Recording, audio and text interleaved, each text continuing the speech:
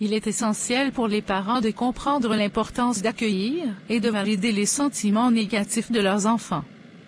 Ces émotions, bien que souvent difficiles à gérer, font partie intégrante du développement émotionnel et mental des jeunes. En écoutant et en reconnaissant ces sentiments, les parents peuvent aider leurs enfants à se sentir compris et soutenus, renforçant ainsi leur capacité à gérer les défis de la vie.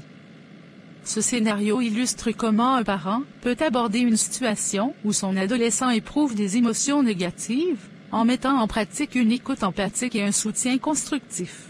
Comment et pourquoi accueillir les sentiments négatifs, frustration, déception, colère, etc., de l'enfant. Dans le salon, en fin d'après-midi, Lucas rentre de l'école, jetant son sac par terre avec frustration. Sophie, sa mère, remarque son humeur et décide d'engager la conversation. « Bonjour Lucas, comment s'est passée ta journée ?» Comme si ça t'intéressait. Ça a été horrible, d'accord. Je suis désolée d'entendre ça. Veux-tu en parler? À quoi ça servirait? Personne ne peut rien y changer. Parfois, parler peut aider à se sentir mieux, même si ça ne résout pas tout de suite le problème. Je suis là pour t'écouter, sans jugement. Ok, c'est juste que, j'ai échoué à mon test de maths. J'avais étudié super dur et j'étais sûr que j'allais réussir. Et puis, bam, un échec total. Je me sens tellement stupide. Ça doit être vraiment décevant, surtout après tout le travail que tu as fourni. C'est normal de te sentir comme ça. Ouais, et puis, Mister Dupont, le prof, m'a humilié devant toute la classe en disant que je devrais mieux travailler. C'était tellement injuste. Ça a dû être très difficile à entendre.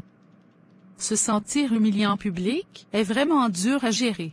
Oui, et maintenant, je suis juste en colère et frustré, comme si tout ce que je fais ne sert à rien. C'est normal de ressentir de la colère et de la frustration dans cette situation. Ces émotions montrent que tu te soucies vraiment de tes études et de ta performance.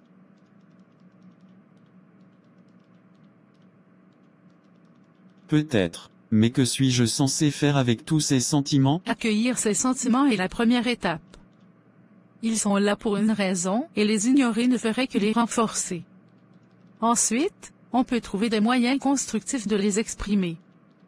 Par exemple, tu pourrais écrire dans un journal, faire du sport ou même en parler davantage avec moi ou quelqu'un de confiance. Et si ça ne marche pas? Ce n'est pas un processus rapide, mais chaque petit pas compte. L'important est que tu ne restes pas seul avec tes sentiments. Et rappelle-toi, c'est en traversant ces moments difficiles que tu grandis et deviens plus fort. Peut-être que tu as raison. Merci, maman. Ça fait du bien de parler. Toujours, Lucas. Je suis là pour toi, quoi qu'il arrive. Accueillir les sentiments négatifs de l'enfant permet de lui montrer qu'il est compris et soutenu. Cela l'aide à développer des compétences émotionnelles essentielles pour faire face aux défis de la vie. En offrant une écoute empathique et en validant ses émotions, les parents peuvent renforcer la confiance et la résilience de leur enfant.